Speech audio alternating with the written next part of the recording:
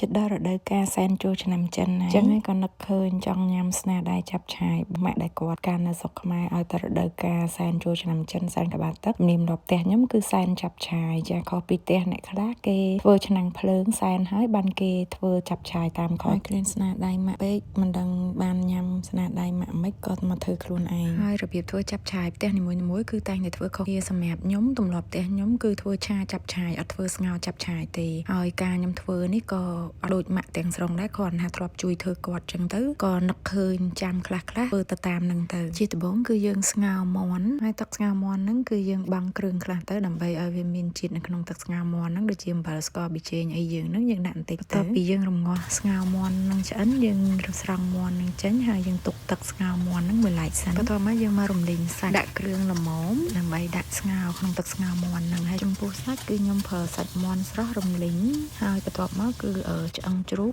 យើងរំលីងកំឡោចបន្តិចទៅហើយបានយើងដាក់ចូលនៅក្នុងទឹកស្ងោរមាន់ហ្នឹងខ្ញុំអត់បានរំលីងជាមួយបន្លែទេពីព្រោះនេះគឺជាសាច់គោលដែលខ្ញុំត្រូវរំងាស់ឲ្យវាផុយនិងមានជាតិជាមួយនឹងទឹកស៊ុបបន្ទាប់មកគឺយើងមកឆាផ្សិតទៅជាកដាលជាមួយនឹងគ្រឿងកំប៉ុងពពុះសណ្ដែកនេះហ្នឹងគឺយើងឆាជាមួយគ្នាជាមួយនឹងសាច់ជ្រូកសាច់សុតចាគឺសាច់ជ្រូកស្មើមុខខ្ញុំប្រើសាច់ជ្រូកស្មើមុខយើងឆាដូចយើងឆាធម្មតាហ្នឹងហើយសម្រាប់ចាប់ឆាខ្ញុំផងដែរក៏ខ្វះជាមួយនឹងយូហឺហេប៊ីដែលខ្ញុំអត់បានទៅផ្សារទិញហើយជាមួយនឹងស្បែកជ្រូកគឺយើងឆាហើយយើងដាក់ចូលជាមួយនឹងទឹកស៊ុបរបស់យើងហ្នឹងទៅដើម្បីយើងធ្វើការរំងាស់បន្តជាមួយសាច់នៅក្នុងទឹកស៊ុបរបស់យើងហើយបន្តមកយើងមកឆាជាមួយនឹងបន្លែបន្តគឺមើមជាមួយនឹងការ៉ុតឆៃថាខ្ញុំដាក់បន្តិចទេហើយនឹងគល់ខាត់ណាហើយនឹងខាត់ណាហ្នឹងគឺយើងឆាបន្តជាមួយសាច់ដូចយើងឆាខាត់ណាធម្មតាអញ្ចឹងហើយចំពោះសាច់ផងដែរក៏ខ្ញុំបានប្រើប្រាស់បកាជាមួយនឹងសាច់ឆាជាមួយបន្លែដើម្បីឲ្យមានជាតិគ្រឿងសមុទ្រកាន់តែមានរសជាតិឆ្ងាញ់គឺយើងត្រូវឆាសាច់និងបន្លែជាបន្តបន្ទាប់ដើម្បីដាក់ចូលជាមួយនឹងទឹកស៊ុបចាប់ឆាយរបស់យើងហើយយើងមើលជាក់ស្ដែងទៅសម្រាប់បន្លែណាដែលក្រផុយយើងឆាដាក់មុនទៅដូចជាបន្លែកំប៉ុងបន្លែ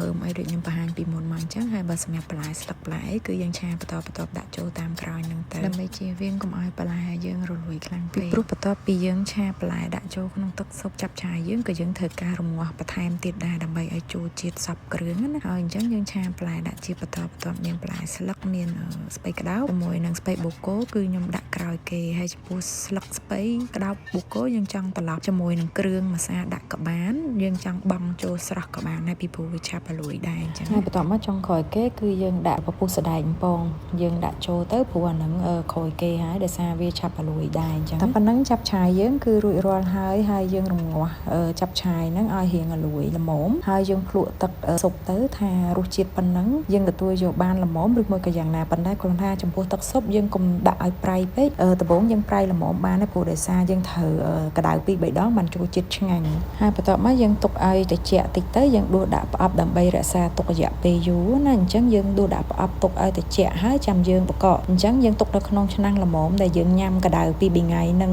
យើងចង់ញ៉ាំប៉ុណ្ណាសម្រាប់ដែលយើងចង់ទុករយៈពេលយូរយើងដួសទុកឲ្យត្រជាក់ដាក់ប្រអប់ហើយយើងដាក់បកកចោលហើយពេលដែលយើងចង់ញ៉ាំថ្ងៃក្រោយយើងយកតែមកប្រអប់មកយើងដាក់ក្នុងឆ្នាំងយើងក្តៅញ៉ាំទៅគឺរសជាតិដូចដើមហើយយើងអាចទុករយៈបានដល់1ខែមានបញ្ហាទេ